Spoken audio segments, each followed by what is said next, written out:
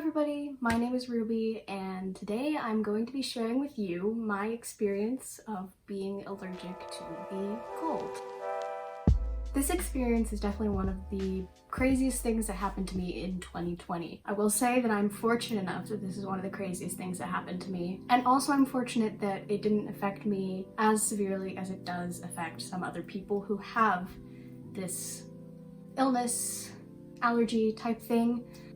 Kind of as an overview, I was diagnosed with chronic cold urticaria in February of 2020, and the urticaria stands for hiving, and the cold signifies that it is hives related to the cold. Cold urticaria makes up for only 1 to 3% of urticaria cases. It affects only about 0.05% of people, so it's pretty rare. To begin, let's start out in winter of 2019.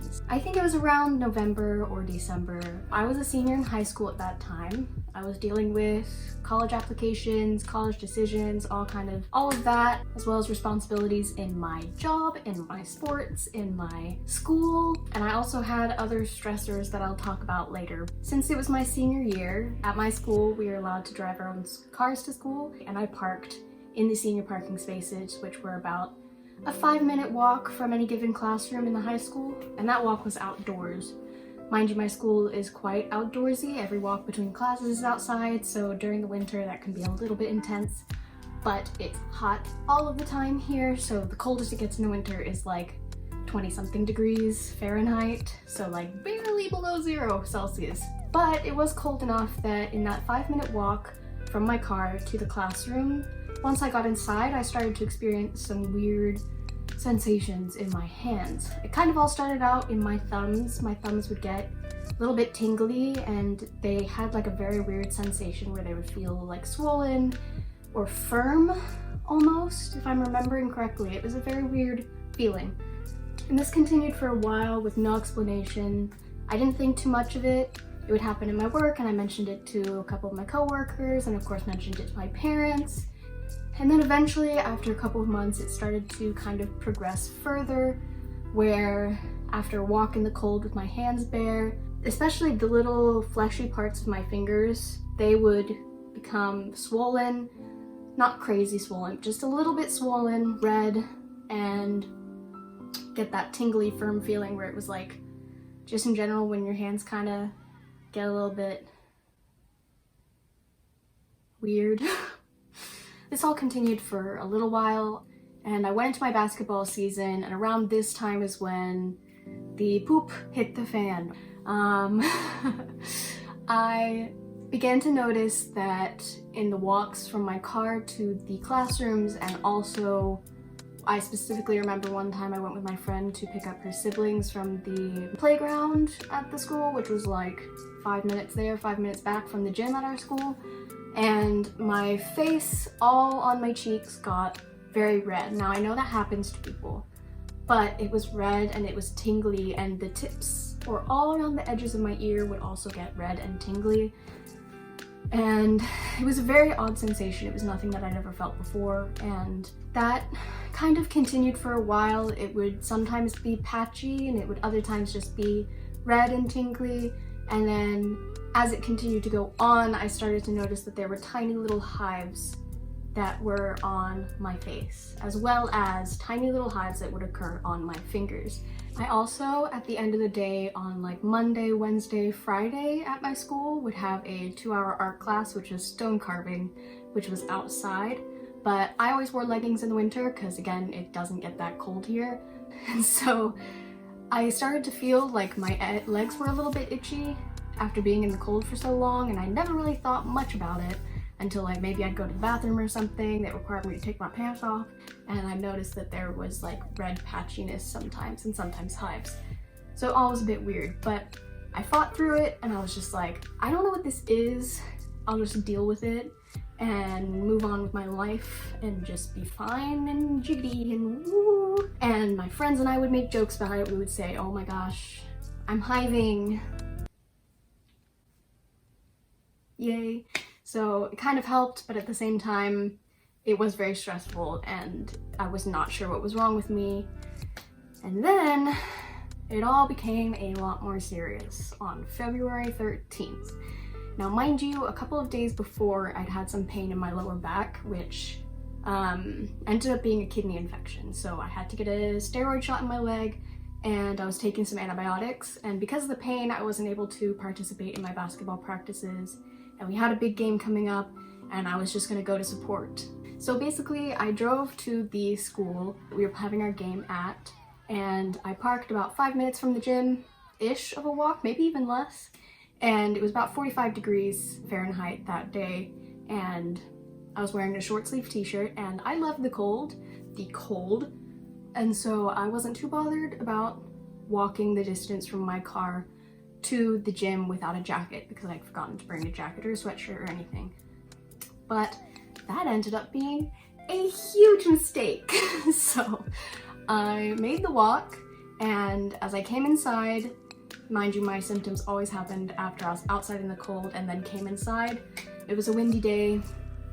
I got inside and I felt that my face was a little bit tingly, my ears and my hands, and I was just like, this is okay. And I walked into the gymnasium and my team was warming up, and I was just like, hey you guys, saying hi to them. I'd missed, I think, a day of school because I had a pretty intense fever because of the kidney infection, and everything was okay, and I was excited to be there and cheer on my team in this hard game. And then I started to notice that I was getting some hives along my arm, and especially on like the inside of my upper arm. I was starting to freak out a little bit because there were a lot of them and they were big, and I ran to the bleachers to where my dad was setting up the camera because he always recorded the basketball games. And I was just like, I don't know what's happening. This is really scary. And as I sat in the beginning of the game and all of that, it just started to get worse. And I had hives all along like my forearm up to here. There was some that had clumped together into a big clump like this big. And all my face was hived and my lips were bigger because of hives. And I was crying at this point. I was really scared. I had no idea what was wrong with me. And my hands had swollen a lot. And you'll see the pictures. They look much chunkier than they usually do. I mean, I just kind of have small hands, so they look chunky no matter what. At this point, sitting on the bleachers, my dad gave me his jacket and I was kind of crying uncontrollably. I felt super bad because my team was playing this hard game that they ended up losing, and I felt really bad that I couldn't help out, and it was all chaotic. And I remember looking up all different kinds of things about like hives and reaction to cold and things like that, and cold urticaria actually came up in my dad's search, I believe. And I was just like, there's no way I have this. This is gonna affect the rest of my life. I was so scared that I had it. At that point, it was like that was the turning point when I knew that I had to go to the doctor and see what was going on, and that it had become quite serious. So quite soon after that, I went back to the doctor again, and I was like, hey, here are the pictures. And he was just like, that's chronic cold urticaria. That's what you've got. And I was like, great. So there's no cure for it, obviously, because it's quite rare, and it just has to do with the histamines in your body acting incorrectly in a way. So I just was prescribed an allergy pill, 24-hour allergy pill to take daily, just to kind of quell the symptoms and keep it from being anything intense. So from that point onward, luckily I never had anything as intense as that happen again, which is why I kind of think that it might have had to do with the fact that I had just been giving antibiotics, steroid shot, and my kidneys were going insane. So I just kind of lived with it. And you know, I continued to have things happen where my face would go red and I'd get tingly and my hands would be patchy and tingly, and I was so concerned because one of my top schools was Northeastern on the East Coast in the blizzardy cold area. We're making jokes that I'd have to wear a balaclava just to like completely cover all parts of my body that could be reacting to the wind.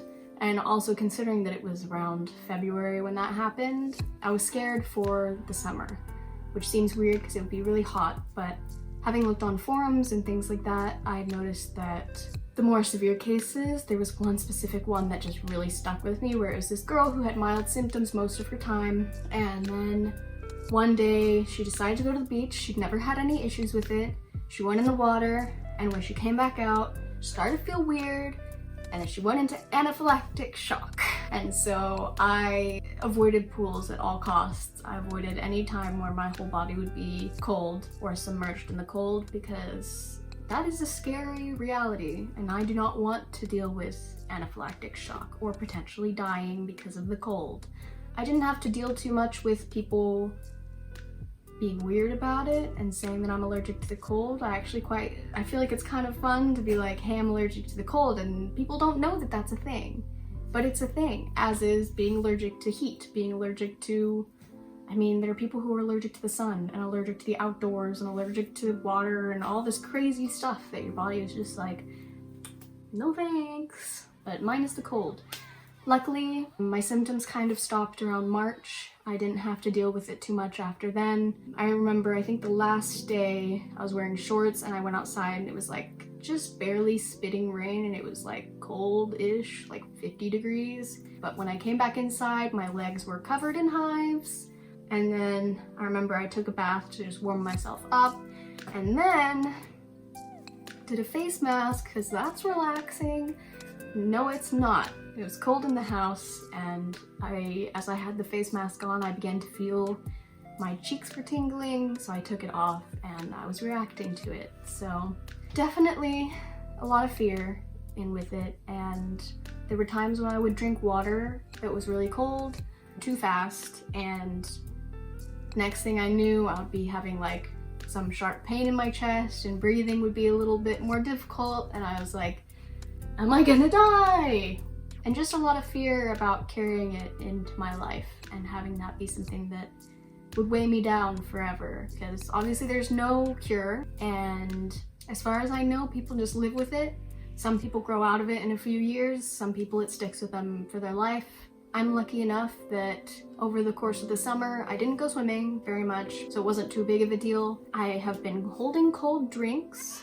I have put ice on my forearm, which is a way to test for it, where earlier I put frozen cherries on my arm and you could clearly see the round circles of cherries. But I've been lucky enough that I haven't had any reactions over the entire course of the summer and fall. And I know that it's seasonal, so I'm not sure if it's just gonna start kicking up now that it's getting colder here. My biggest hope going into the future is that it was a one-time thing, and it'll just be a crazy story that I have to tell people in the future about the time when the stress of college and the stress of sports and that plus health issues like a kidney infection, my hope is that all of that was just too overwhelming and that my body just said, too much, here's a little allergy to deal with. So yeah, here's to the future. And I'll keep you guys posted, of course, about the condition, and I hope that this was interesting in some regard, because it's interesting to me to know that there are people out there who deal with the same thing as me. Albeit not too many people, but there are people out there. And in a way, I'm glad that I've experienced it and that I've been able to share the experience with my friends and with you guys. And with that, that's the end of my story. So thank you all for listening to this story time. Let me know what you'd like to see from me next. I have some ideas of some videos, of course, but I'm always open to suggestions. And with that, goodbye until next time. Peace.